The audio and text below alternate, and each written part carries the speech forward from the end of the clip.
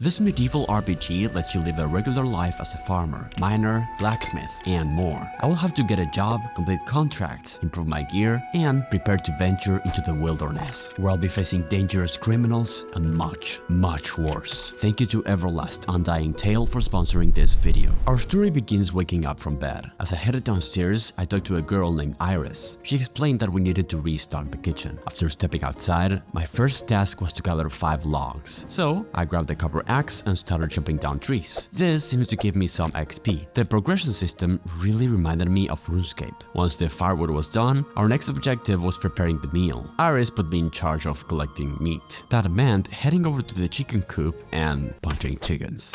I could actually lock onto them like I was playing a Souls-like game. I knocked out a total of 5 of them. With the ingredients collected, I returned to the estate's kitchen and then used the cooking range. The right side of the screen listed all the different recipes I could eventually cook. There was a ton, but chicken was all I had, so I cooked it. After finishing the meal, a short scene showed everyone sitting together around the tables, eating. That's when Lord the Factor appeared. During the following conversation, I told him I was searching for a place where I truly belonged. I didn't really know what I wanted from the world. Lord the Factor responded with some reassuring words. This peaceful moment didn't last very long. Iris suddenly burst into us saying undead were approaching. The Lord ordered us to wake the others and escape, but I decided to stay behind and buy them some time. I found myself fighting zombies barehanded. I managed to defeat one of them, but I was surrounded by 3 more. It didn't go well. I then woke up somewhere completely different. The entire place was covered in thick mist, almost like some kind of afterlife. A mysterious stranger waited beside a campfire and offered me a second chance. He said he could bring me back, but there will be a price. I would return as one of the undead. From then on, I would need to purify totems and consume ichor to suppress my urges. And I should avoid standing in water. After accepting the offer, I loaded back into the world. This time, arriving in a proper town. The mysterious voice spoke to me one last time, reminding me that this was my second chance, and that I was now free to choose my own path. So I started looking around. I heard someone shouting in the distance. A town crier was warning everyone about undead sightings. I figured I should talk to him and tell him what I went through. According to the town crier, any information about the recent attacks should be reported to Captain Badon, so I headed to meet him. I asked the captain about the attack. Turns out a group of survivors had actually been discovered just south of where the attack took place and brought safely back to town. However, one woman had refused to leave and stayed behind. It had been weeks since the attack. My first instinct was to go back and search for my friend. If I wanted any chance of making it out there, I'd first need proper equipment, and that meant earning money. He pointed me towards a nearby mine located southeast of the city. She told me I should grab a pickaxe and start mining copper. Once I had enough, I would have to meet Sylvia, who will teach me how to turn these materials into weapons. I headed inside and started gathering ore. It was actually pretty relaxing. There was something satisfying about working my way through the tunnels. It was at this moment that he knew. I was dead instantly. I was sent back to that strange afterlife. This time, I learned that all of my belongings stayed behind, and I'd have to pay to recover them. The problem was I didn't have any money. Thankfully, the game allowed me to retrieve 3 items for free, so I chose the copper ore I'd spent so long collecting. I couldn't afford to recover my copper axe, so that one was gone for good, I guess. After returning to the living world, I went to meet Sylvia. She explained how to refine ore into metal bars. I walked over to the furnace and started working right away, where I discovered manual crafting. Here, I needed to complete a series of mini-games. They were really fast. Completing them quickly would give me higher quality equipment. I really liked this mechanic. Somehow, I managed to craft an epic quality copper sword. It had bonuses like increased heavy attack damage, higher critical damage, and more. Sylvia explained that this was only part of the game's progression. There were several artisan skills. For example, a Bale specialized in silk and wool. Before sending me on my way, she also recommended visiting the town bank. The bank let me deposit anything, free of charge. Once everything was sorted, I returned to Captain Badon. He told me I was now ready to continue searching for my missing friend. Alternatively, I was free to spend more time exploring the world and learning new professions. He pointed me towards several instructors scattered throughout the city. Naturally, I wandered outside the gate just to see what I could find. A group of mouse-like creatures started attacking me with rocks. I tried dodging the projectiles and rushed towards them with my new sword, but there were simply too many. They killed me instantly. After respawning, I decided to spend some time exploring the town to gain some money and get some better equipment. After all, a literal mouse killed me. I started picking flowers growing around the place. I could probably later sell them for some coins. While wandering through town, I came across a treasure map, and just as I was about to pick it up, a man named Richard Diggins appeared. Turns out the map was incomplete. Richard suggested we ask around to see if anyone had found the rest. I eventually arrived at the general store, where I learned that the shopkeeper had exactly what I was looking for. He would give me the piece of the map in exchange for a favor. He had misplaced a blue ledger that he used to track barrel shipments and wanted me to retrieve it. After selling the flowers, I searched the surrounding area, and sure enough, the book was resting on top of a stack of barrels. I went back to the merchant to finish the quest, and then talked to Richard. The location of the treasure was still unknown. I then was handed a riddle describing an ancient temple and a statue of sorts. I searched around for quite a while but couldn't make any progress. However, I stumbled across another villager named Barnes. He looked after the town's sheep and offered me some work. My task was to shear 5 bundles of wool.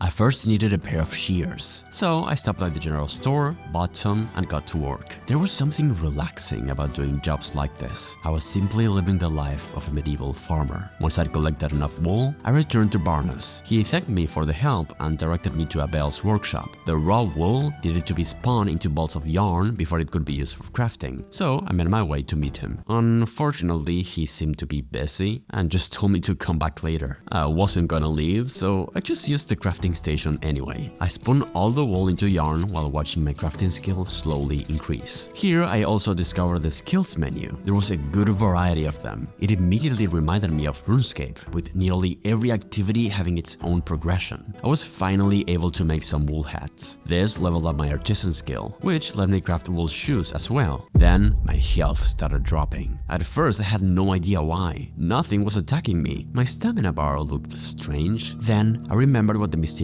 figure said. As an undead, I needed to consume ichor to suppress my condition, so I quickly opened my inventory and ate some. I was safe, fortunately. I didn't want to lose all the items I crafted.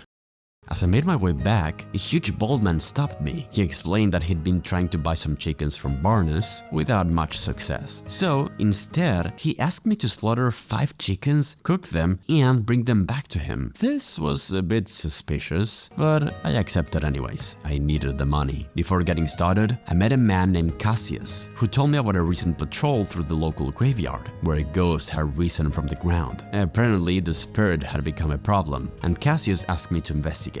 I will look into this later. I paid a visit to the bank to safely store my valuables. With that done, I started working. Taking care of the chickens not only gave me food, but also ichor, which would help me survive. Lastly, I cooked all 5 of them over the campfire. The moment I returned with the food, I found out that the bald man was a thief. So I gave him what he deserved. Turns out this guy had been harassing Barnes for ages. As a reward, he paid me for the job and even threw a little bonus for dealing with the bandit. With that finished, I returned to Richard's treasure hunt. The riddle had mentioned the stag statue, so I spent some time around the town until I found it. While climbing around the rooftops, I came across one of those mouse-like creatures. This one was completely friendly. Apparently, he was actually a friend of Richard's. I asked him about the missing map fragment, and he just handed it over. I brought the map pieces back, expecting the quest to finally end, but nothing happened. Turns out I forgot that I stored the rest at the bank. After retrieving them, I returned, and this time the map was finally restored. The thing showed a dotted red trail leading directly towards an X. The only problem now was that I needed a shovel, and checking the general store, I discovered it cost over 2,000 coins. I was nowhere near that, so it was time to work. I returned to the anvil and forged a handful of equipment, including a copper helmet, copper axe, and a few other items. Then I went to the general store to sell everything, getting around 600 coins. This was still nowhere near close, so I checked out the local mission board. There were requests to gather fish, collect feathers, hunt creatures, and more, so I accepted a few contracts. I wanted to start with catching small fish, but I realized I didn't even own a fishing rod. Also, I remember I wasn't undead, meaning touching water actually damaged me, so this wasn't the greatest idea. I couldn't even find the rod lot at the general store. While wandering around, I found another NPC standing beside a crafting station. While checking the options, I realized I could make a bow, which is what I needed for one of my contracts. So I headed into the forest and started chopping down poplar trees, gathering as many logs as possible. Halfway through, my health suddenly started draining again. Thankfully, I had icors available. Back at the workshop, I made an unstrung poplar shortbow without any problems. There was just one tiny issue. I didn't have a string, and I had no idea how to make or find a bowstring. I searched the general store again, but there was nothing. Eventually, I finally figured out that I could craft a string at the spinning wheel using flax, but first, I needed to gather it. I found a location just south of town where I could pick up tons of flax. Of course, the curse decided to strike again. My health started draining, and I was completely out of ichor. Panicked, I sprinted over to the chickens and started taking them down as quickly as possible. Thanks to this, I was able to get the ichor to survive. Finally, I crafted the bowstring, and later, the poplar shortbow. I could finally complete my first contract, or so I thought. When I turned it in, I realized the mission didn't ask for one poplar shortbow. It wanted 39. That was a lot of crafting. I ended up switching back to making money the old-fashioned way. I crafted a whole lot of poplar shortbows and sold every single one of them. That finally pushed my savings to around 1,000 copper coins. We're now almost halfway to buying that shovel. While exploring, I stumbled across a chest containing a ton of arrows and several other items. Nice. I continued mining until one of the ore veins rewarded me with a fragile totem. I have never seen one before. I tried consuming it and I'm not sure what it did, but I think it helped me with the curse. After another mining session, I smelted all of my copper ore into bars. With this, I crafted new equipment, including copper greaves, a shield, and eventually even a spear. I finally reached 2,600 coins. I did it. I immediately bought the shovel for my treasure hunt, and just like that, I was broke again. It was time to find that buried treasure. I followed the map to the marked location and immediately started digging, but nothing was there. I checked the map again to make sure I was standing in the right place and tried digging one time after the other. I kept doing this non-stop until the notification said I got it. Opening my inventory revealed Richard's treasure box. I immediately returned to the NPC. The chest wouldn't open. Richard explained that the box was protected by a magical lock, and engraved on its side was one final riddle. The box stays closed until comfort is found, a place to sit above the ground. Underneath the shade of a large canopy, the box will open, and the treasures yours will be. So, another puzzle. I guess the large canopy was this enormous tree right in front of me. As soon as I approached it, I heard a loud click, and Richard suddenly appeared. The chest was finally open, and inside there was a rope, a pair of 4 boots, mushrooms. What? Turns out this was a starter kit for an adventurer, and Richard admitted that he was the one that made this. It was a test. He had planted all of the clues because he wanted to find capable companions for treasure hunting. Apparently, I passed the test. We said our goodbyes, and the mission was complete.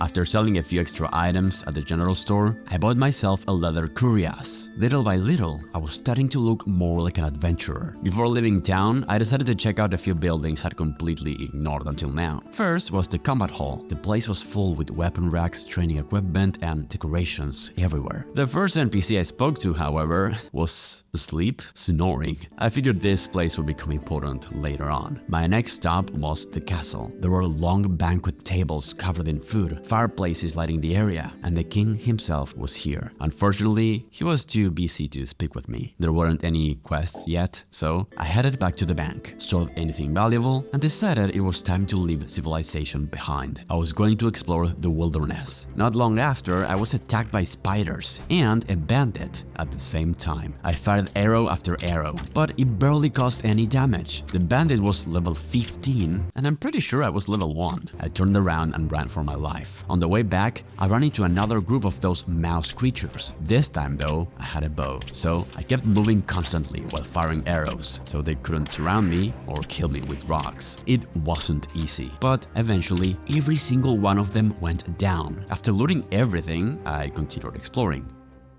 Soon afterward, I found another bandit, and this fight went much better. I managed to defeat him, then immediately had to deal with a spider. I was able to come victorious too. I finally felt I could hold my own in combat. I wasn't just a helpless peasant anymore. I kept hunting spiders and clearing enemies to gain combat experience. Everything was going great. Until the mother spider showed up. She was huge. Even worse, I completely ran out of arrows. There was no other option but to run. I returned to town, selling on the loot, which earned me over 1,000 copper coins. It was by far the easiest money I'd made. I used my coins to buy more arrows, which were quite expensive, and also got new equipment, a pair of leather chaps and a leather cowl. For my next expedition, I decided to explore the western wilderness. This time, I tried a mostly melee combat, carrying my shield in one hand and my sword in the other. I cut through several spiders without much trouble, and when another bandit attacked me, I managed to defeat him as well. I almost got carried away. After several enemies started surrounding me, I decided to retreat with my loot. Back in town, I equipped a pair of copper gauntlets with better defense, and also bought a copper plate body. I felt ready to go south this time. There, I discovered a broken bridge and a strange circular sign on the ground. I stepped onto it, nothing seemed to happen, so I kept exploring until I saw another group of mouse creatures. These were insanely strong. Their attacks shredded my health. I had to switch back to my bow. With this, I could pick them off from a distance, although it consumed a ton of arrows. I finished some with my sword, kept pushing forward, but I found myself surrounded. At that point, I decided to run away before losing everything I had collected. Here, I discovered that arrows could actually be made in this crafting station. All I needed was wood, so I stopped by the bank to retrieve my axe along with some logs. The crafting process was more involved than I expected. First, I used the logs to produce bundles of arrow shafts. Then, I turned those into headless arrows. Next, I needed copper arrow tips to actually turn that into arrows. So, I headed over to the anvil, but I was short on copper, so it was time to go to the mines. This time, the spiders were much closer than I expected, and I was attacked. Thankfully, I was able to survive. After that jump scare, I went straight back to mining as much ore as I could carry. With that done, I smelted every piece into copper bars, and finally forged a huge pile of copper arrow tips. This let me craft my first proper batch of copper arrows. I repeated the entire process over and over until I had over 200 of them. I decided it was finally time to venture further than I'd ever gone before. I actually felt prepared for whatever might be waiting out there. As I began my journey, I stumbled upon a gigantic abyss. Even the map showed what looked like a black void. I was scared to go inside, so I kept going. I reached dark places, a cemetery full of undead. I pushed further than I'd ever managed before. I was ready to take on whatever this world decided to throw at me. Then my PC crashed. My character died in the process, which seemed to cause a bug. I couldn't speak to the NPC in the afterlife. Thankfully, the developers helped me fix it, but I lost the items in my inventory. Things are more or less expected to break. After all, this game is in pre-alpha. The devs told me it will be fixed once early access releases in Q4 this year. I continued exploring further into the world. Along the way, I encountered magic druids. I fought a pack of wolves and dealt with several bandits. I even reached multiple fortresses. One of them had a mission board filled with contracts. Here, I also met a new NPC. He had recently purchased the deed to an abandoned mine located just east of the fortress. He wanted someone to explore the tunnels and document what was still down there. So, I set off towards the abandoned mine shaft. Before I even reached the entrance, I was surrounded by those mouse-like creatures again. I barely managed to get into the cave. The mine was pretty dark, but I was able to find the logbook sitting on top of a desk. Several pages had been torn out. I would have to search for the missing pieces. The tunnels were crawling with more of those mouse enemies, and they hit incredibly hard. To make matters worse, I'd completely run out of food. I simply wasn't strong enough for this area yet. I needed to spend more time training and upgrading my gear. And so, I lived the following days completing quests, taking on different jobs, and simply exploring the world at my own pace. Little by little, I was forging my own path. I had started this journey as nothing more than a commoner, spending my days cooking meals, chopping wood, mining, and learning different professions. Now, I was finally taking my first real steps into the wilderness, becoming a true adventurer. And this was only the beginning. Be sure to check out Everlast Undying Tale by visiting the link in the description and wishlisting the game on Steam. I hope you enjoyed the video and thank you for watching.